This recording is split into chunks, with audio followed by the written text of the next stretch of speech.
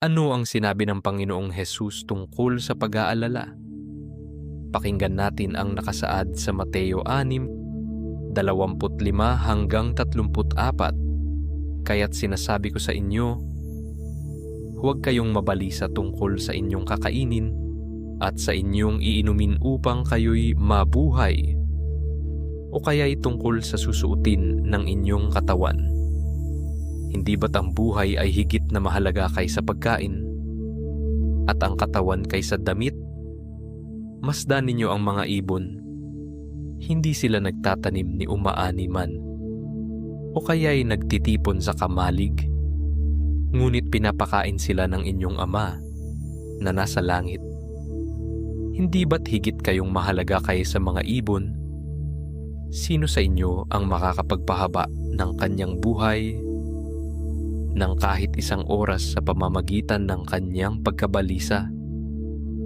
At bakit kayo nababalisa tungkol sa pananamit? Isipin ninyo kung paano tumutubo ang mga bulaklak sa parang. Hindi sila nagtatrabaho ni gumagawa ng damit. Ngunit sinasabi ko sa inyo, kahit si Solomon sa kanyang karangyaan ay hindi nakapagdamit ng singganda ng isa sa mga bulaklak na ito.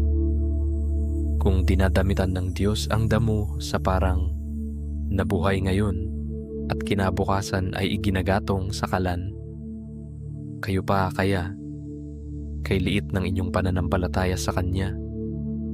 Kaya't huwag kayong mag-alala na baka kayo kapusin sa pagkain, inumin o damit.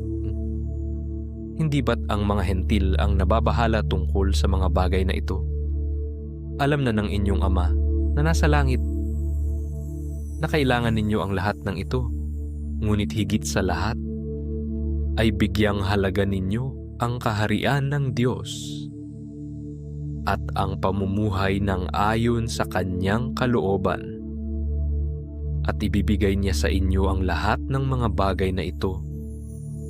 Kaya nga, huwag ninyong alalahanin ang bukas, sapagkat ang bukas ang mag-aalala sa sarili niya. Sapat na ang inyong mga suliranin sa bawat araw.